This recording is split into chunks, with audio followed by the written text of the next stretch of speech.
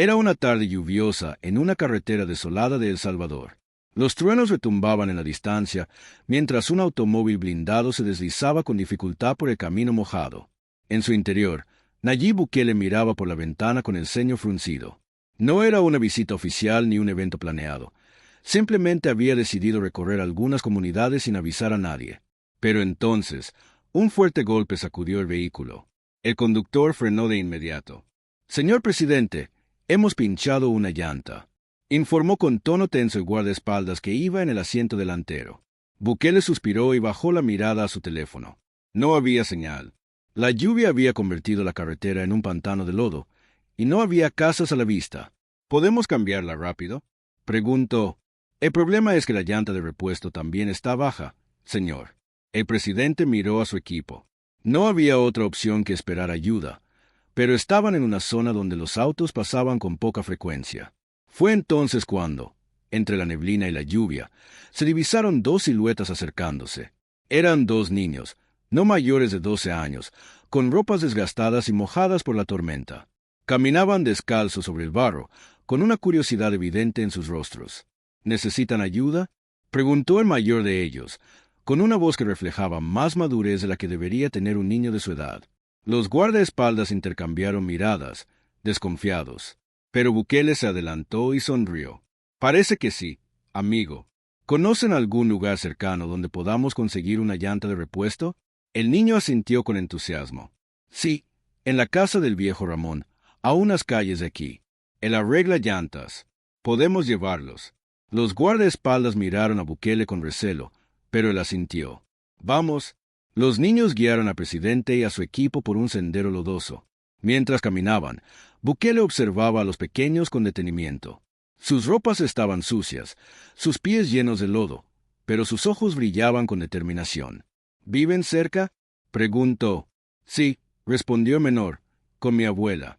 Mamá trabaja en la ciudad y solo viene los fines de semana». «¿Y su papá?». Hubo un silencio incómodo antes de que Mayor respondiera. «No lo conocemos». Bukele sintió un nudo en el estómago. Había visto demasiadas historias similares en su país. Niños criados en la pobreza, obligados a madurar demasiado pronto. Llegaron a la casa del viejo Ramón, un humilde taller con herramientas oxidadas y neumáticos apilados en la entrada. El anciano, sorprendido por la inesperada visita, se apresuró a ayudar. Mientras trabajaba en la llanta, los niños contaban con entusiasmo cómo muchas veces ayudaban a empujar autos atascados en el lodo a cambio de unas monedas o comida. «No lo hacemos por dinero», dijo el mayor, «pero a veces tenemos suerte y nos dan algo para la abuela». El presidente los miró fijamente, conmovido por su humildad y espíritu de lucha. Cuando la llanta estuvo lista, Bukele sacó su billetera, pero los niños negaron con la cabeza. «No queremos dinero», dijo el menor. «Solo que nos ayude a que nuestra escuela tenga más pupitres. A veces nos turnamos para sentarnos». Bukele sintió un escalofrío recorrerle la espalda. Estos niños no pedían nada para ellos, solo algo para su escuela. Se subió al auto en silencio, pero su mente ya estaba trabajando en algo. Horas después, la comunidad recibiría una visita inesperada. Y lo que sucedería a continuación cambiaría la vida de estos niños para siempre. Horas después del inesperado encuentro con los niños, Nayib Bukele no podía sacarse de la cabeza sus palabras. Mientras el automóvil avanzaba de regreso a San Salvador, sus pensamientos giraban en torno a lo que acababa de presenciar. No era la primera vez que veía la realidad de su país de cerca, pero la humildad y nobleza de esos niños lo habían conmovido de una manera diferente. No pedían dinero, no pedían lujos, solo querían más pupitres para su escuela. «Presidente», dijo uno de sus asesores, notando su semblante pensativo. «¿Está todo bien?». Bukele asintió lentamente y luego miró a su equipo con determinación. «Quiero saber más sobre esa comunidad. ¿Cuál es su situación? ¿Cuántos niños hay en esa escuela? ¿Qué recursos tienen?».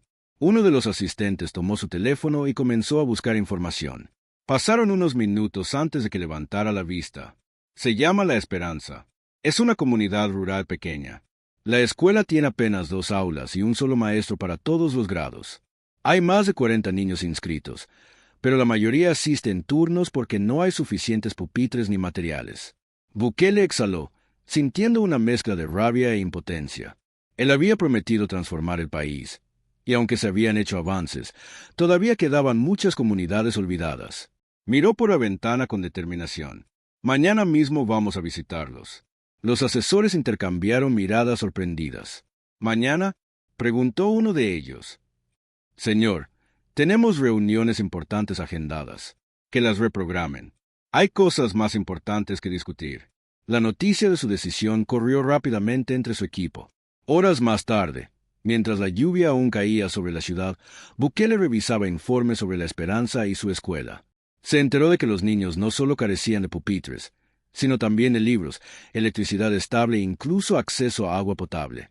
Cerró los ojos por un momento, recordando los rostros de los niños que lo ayudaron. Esa noche, el presidente no durmió mucho.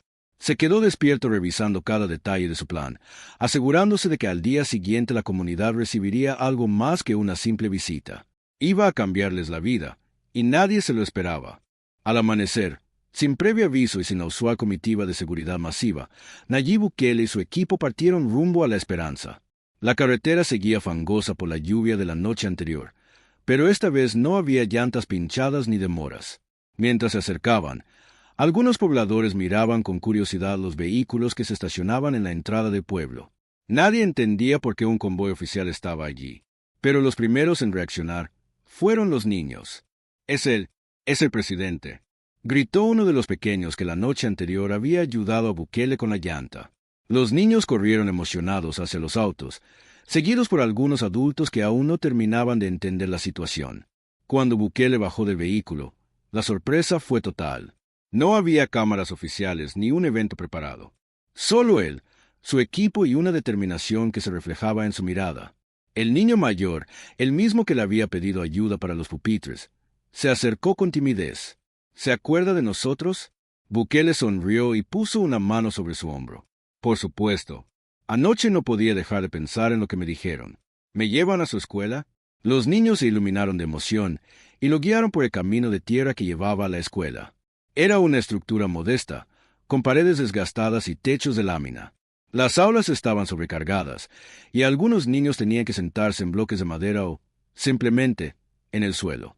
Bukele observó todo en silencio, pero sus ojos lo decían todo.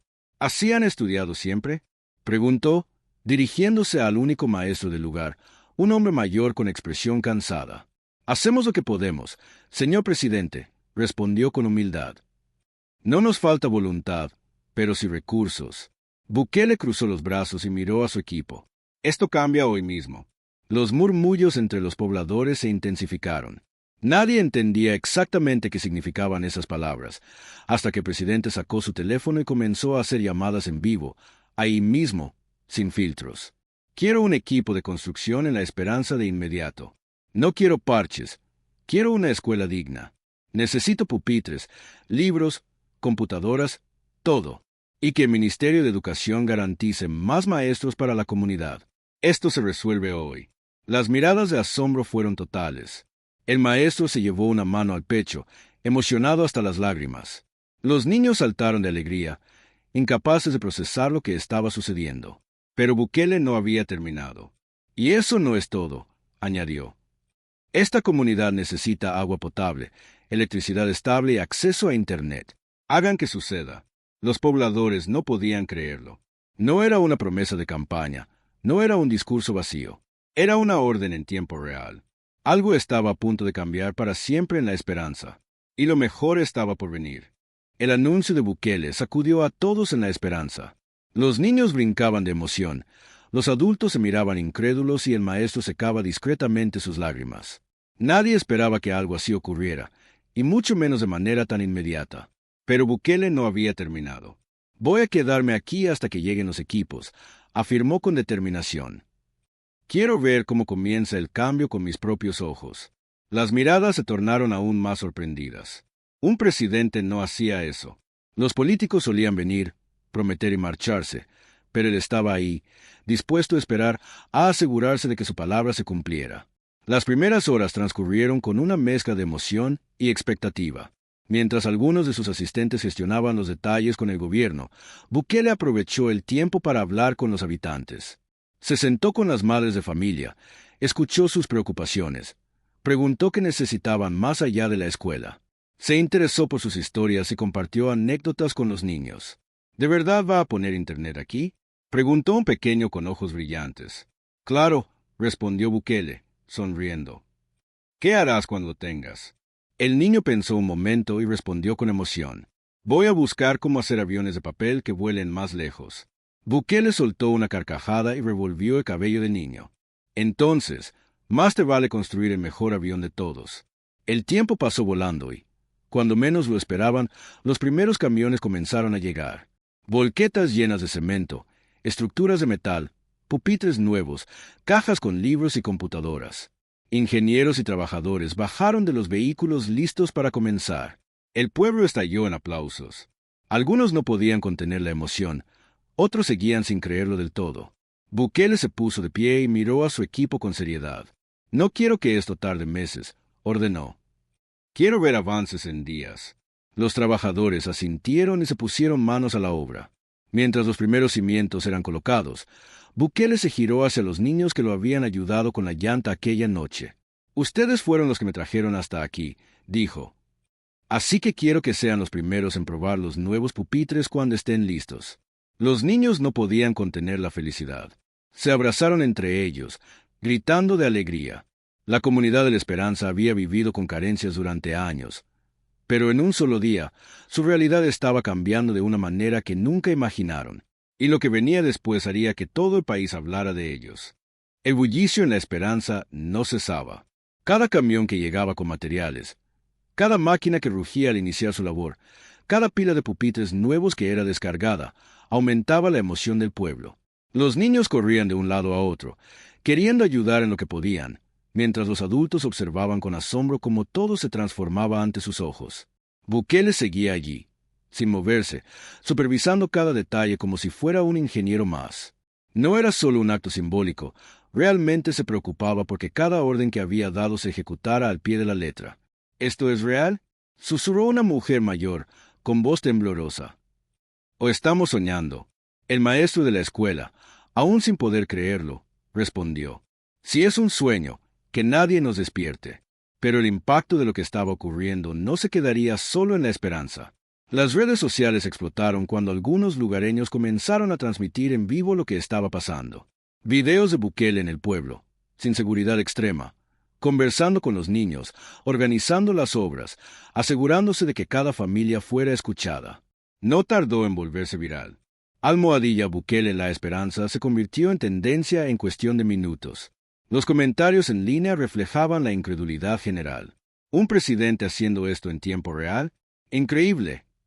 No es posible, esto es en serio.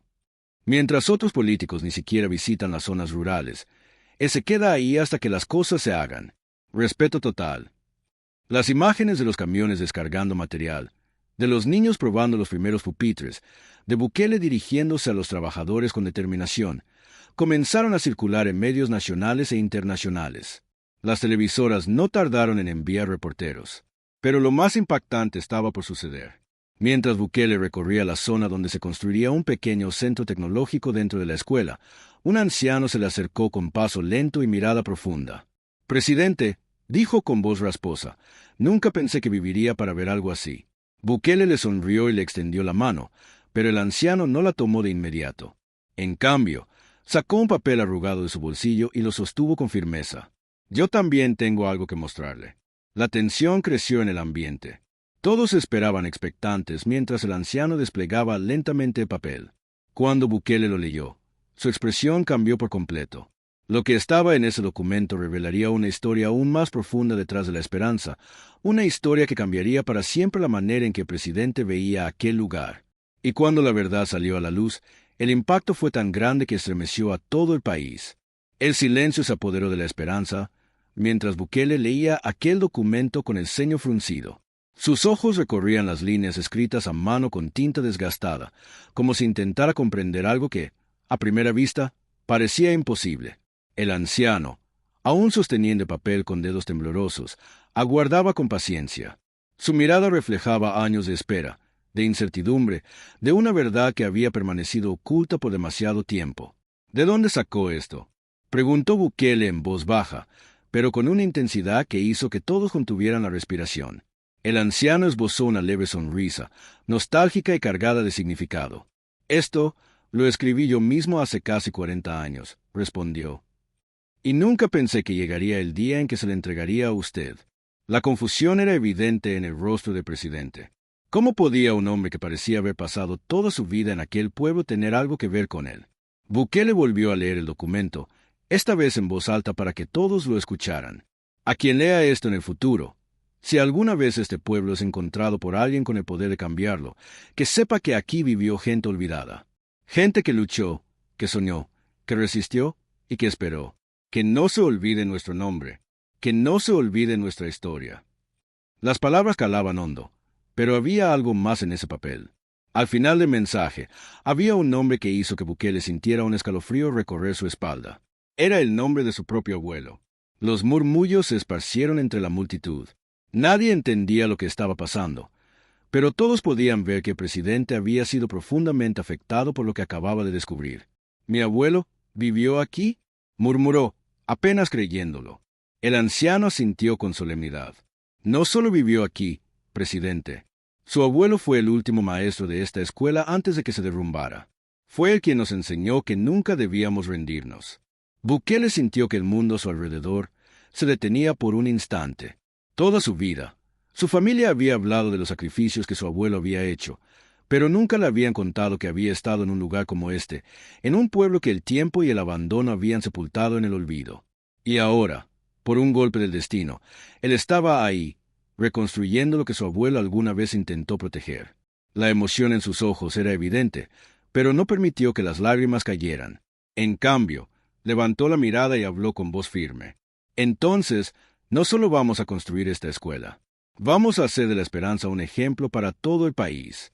El aplauso fue inmediato, pero lo que nadie sabía era que este era solo el comienzo, porque lo que Bukele haría después no solo cambiaría la historia de ese pueblo, cambiaría la historia de toda la nación.